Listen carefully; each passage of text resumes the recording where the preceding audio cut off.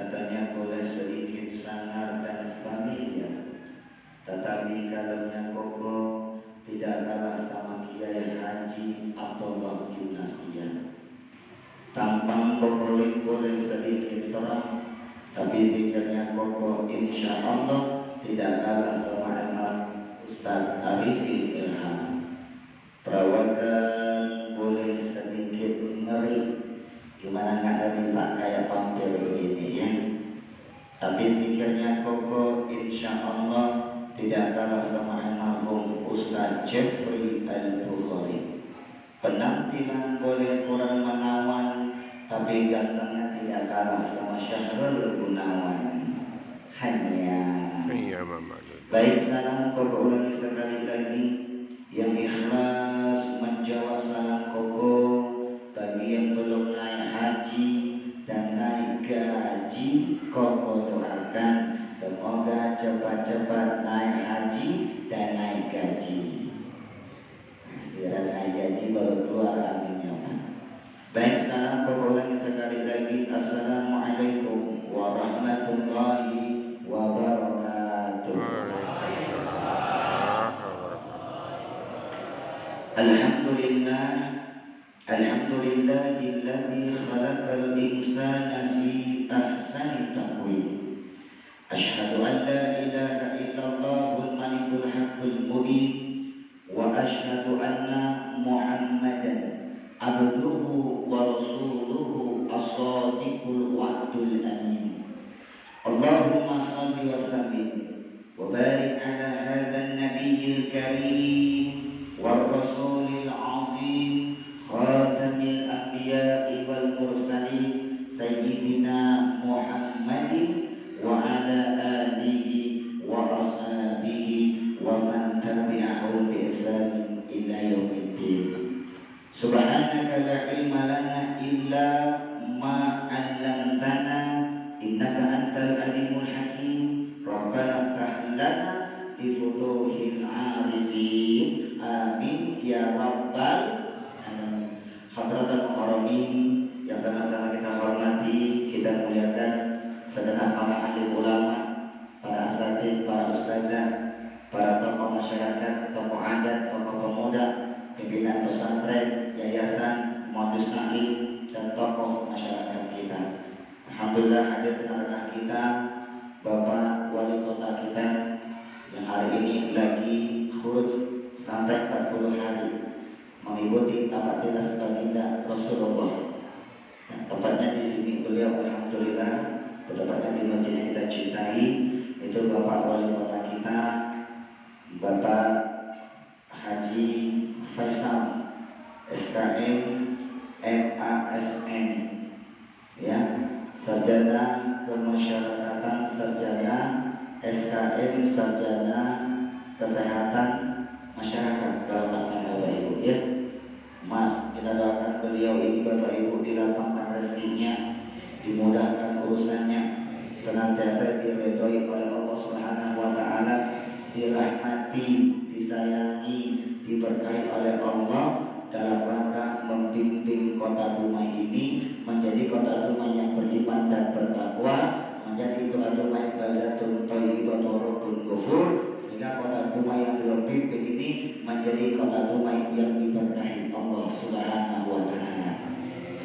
Amin ya rabbal alamin. Wabil khusus Bapak Ketua Masjid kita Bapak Ustaz Effendi dan banyak ustaz-ustaz yang hadir pada hari ini, semuanya hamba-hamba Allah yang soleh-soleh, yang alim-alim, ya, yang mungkin satu persatu namanya tidak boleh disebutkan, tetapi tidak mengurangi rasa hormat, cinta, ta'zim, kokoh kepada beliau-beliau semuanya. Untuk khusus sahabat kokoh ini semasa kecil, sahabat SD 014, teman kecil, teman main, yang dulu kita ini masih anak-anak, sekarang ketemu pas sudah punya anak.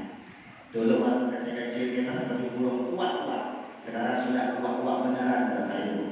Ya, sama-sama kita dari alumni Gontor, beliau di pusat, kokoh di alumninya, yaitu Al-Mukarram Ustaz Robi As-Sulami, sarjana hukum Islam, sebagai bendahara MUI Kota Dumai, sekaligus dosen di AI Bukit Jim Dumai. Doakan Ustaz Robi Aslam yang Allah amanahkan dari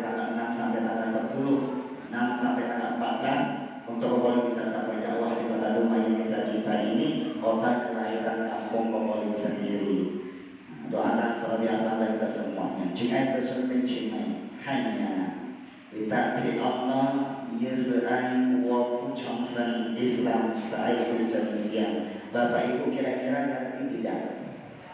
Mohon maaf ayah bunda, kokolim ini aslinya Tionghoa. Asli, pakai slot tidak pakai sim. Asli. Ibu kokolim ini lahir dari keluarga kecil, Pak. Satu bapak, satu ibu, cuma 16 bersaudara.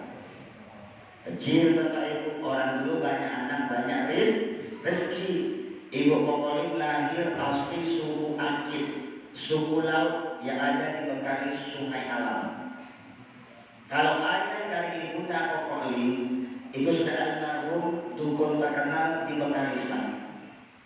Beliau ini pengobatan yang kena teluh. Dulu itu namanya kalau santet namanya tujuh. Jadi waktu di rumahnya kecil-kecil Bapak Ibu ya, itu kalau sudah maghrib itu Pak banyak tujuh yang terbang Pak, pakai lampu Pak, kayak bercahaya tuh.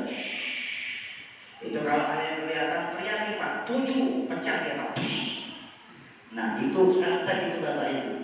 Nah ayah kakeknya Bapak dari ibu ini obatin itu Bapak Ibu. Kalau ada yang kena tujuh dia obatin Bapak Ibu. Dan meninggalnya pun kena tujuh. Karena ada yang jahat tak senang Bapak Ibu, meninggal almarhum Bapak Ibu. Kalau ayahnya kokolim asli dari Tionghoa Bukit Batu.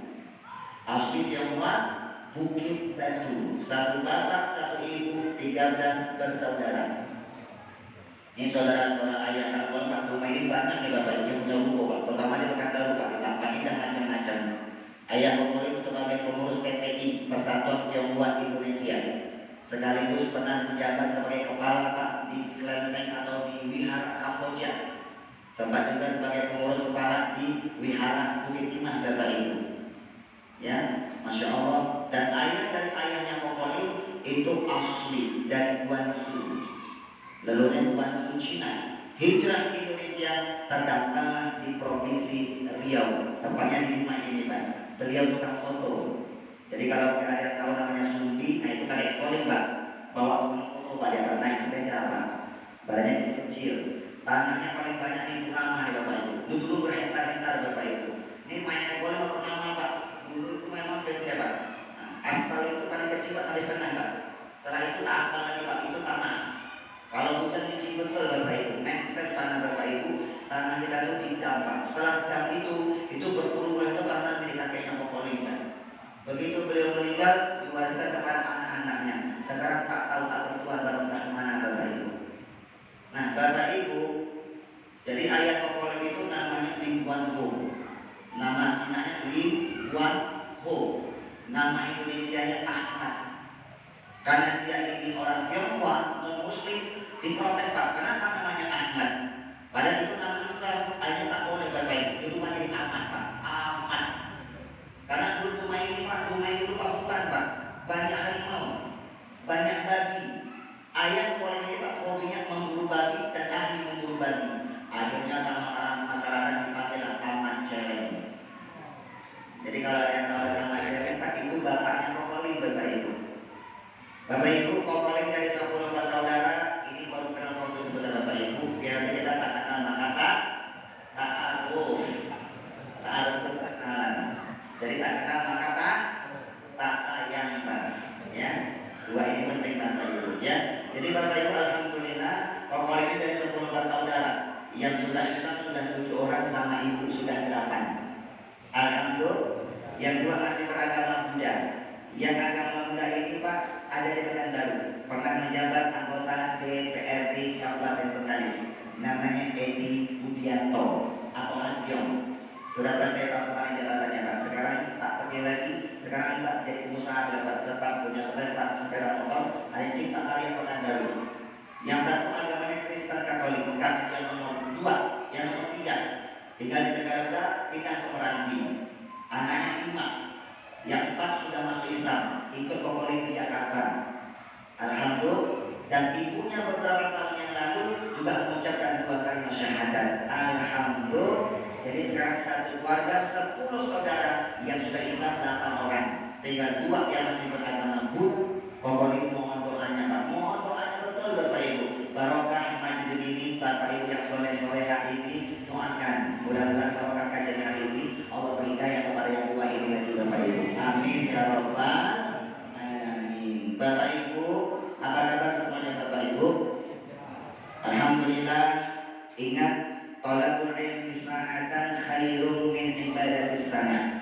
Duduk seperti ini 1 jam aja Pak dalam rangka menuntut ilmu itu lebih baik daripada kita sholat sunnah selama 1 tahun penuh. Setuju Bapak Ibu? Ayat kita yang dirahmati Allah. Sekarang ini sudah 1443 Hijriah.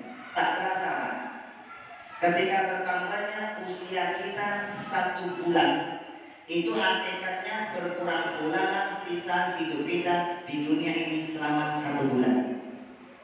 Ketika bertambahnya usia kita selama 1 tahun, maka itu pada hakikatnya berkurang bulan sisa hidup kita di dunia selama 1 tahun. Jadi sekarang sudah 1443 Hijriah Pak, semakin berkurang umur kita Bapak Ibu. Betul? Oleh karena itu kita harus berubah lebih baik, berubah lebih baik, berubah lebih baik. Hijrah Pak, baik dari hijrah akidah maupun hijrah dari tempat. Pokoknya kalau Bapak Ibu hijrah akidah tak mungkin Pak jadi murtad nanti Bapak Ibu. Kalau yang boleh dulu Pak hijrah kalau dari agama non-Islam, hijrah ke agama Islam. Yang sudah agama Islam hijrah dari amal yang baik, amal lebih baik, lebih baik, lebih baik. Bahkan pokoknya hijrah Pak dari tempat Bapak Ibu. Rasulullah dari Makkah ke Madinah. Rasul hijrah Pak dari Kumain tahun 1994 ketika mengucapkan 2 kalimat syahadat. Bapak Ibu yang dirahmati Allah, kenapa kita berubah lebih baik? Karena tidak ada orang baik yang tidak punya masa lalu dan tidak pula ada orang jahat yang tak punya masa depan. Semuanya sama-sama memiliki kesempatan yang sama untuk berubah menjadi manusia yang lebih baik. Setuju Bapak Ibu? Pak, ayah, seburuk apapun masa lalu kita, sekelam apapun lingkungan kita di masa lalu Pak, betul? Ketika bertemunya kita di bulan Muharram 1443 Hijriah ini, itu tandanya Allah memberi kita kesempatan untuk berubah menjadi lebih baik. Sebelum masa lalu kita Pak, pokoknya dulu sebelum Islam punya 3 Tuhan. Tahu tekong, tahu sekong, kuat tekong. Tingkong nggak ada Bapak Ibu. Ini Bapak Ibu, masa lalu banyak sekali Bapak Ibu. Bapak Ibu yang dirahmati Allah, Mak, Bu, seburuk apapun masa lalu kita tak boleh jelek-jelekin orang dari masa lalunya. Tak boleh memandang seseorang dari masa lalunya Bapak Ibu. Bukankah dulu ada seorang yang sangat benci kepada Nabi Muhammad, hampir dia bunuh Nabi Muhammad dengan pedang tangannya sendiri Bapak Ibu. Sekarang lihat Pak, makamnya berada di samping Nabi Muhammad. Siapa dia? Umar ibnu Al-Khattab. Lihat dulu ada seorang Pak yang dilatih oleh Quraisy Pak, sebagai orang yang ahli surat Al-Quran, mendaun Nabi Muhammad melawan agama Islam Pak. Dididik oleh bangsa Quraisy untuk memerangi agama Islam, namun akhirnya dia ini Pak masuk Islam Pak, gara-gara Nabi Muhammad memuji kehebatan dia. Puji oleh Nabi Muhammad, dia dengar Pak, ini Nabi Muhammad yang kumusuhi malah memuji kehebatan aku. Tersentuh Bapak Ibu, akhirnya mengucapkan 2 kalimat syahadat. Dia mendapatkan gelar Saifullah, pedangnya Allah. Siapa lagi dia? Khalid bin Walid. Jadi tak boleh memandang seorang dari masa lalunya, bahkan tak boleh memandang seseorang dari harta dan statusnya. Jangan-jangan dia punya harta Pak, kita deketin Pak. Yang tanya punya harta tak deketin Pak, itu sampai-sampai Bapak Ibu. Mentang-mentang dia punya jabatan kita deketin, yang tak punya jabatan kita jauhkan Bapak Ibu. Ketika dia punya jabatan kita deketin, ketika jabatan sudah selesai kita jamin Bapak Ibu. Tak boleh seperti itu Bapak Ibu. Sayyidina Ali ketika ditanya oleh sahabat, wahai Ali, berapa orangkah sahabat sejatimu wahai Ali? Apa kata Ali? Sahabat sejatimu nanti akan kuhitung ketika aku lagi susah. Jadi kalau yang dekat-dekat wali sekarang ini Pak, wajar Pak, beliau masih punya jabatan, betul? Tapi nanti Pak, kelihatan Pak, siapa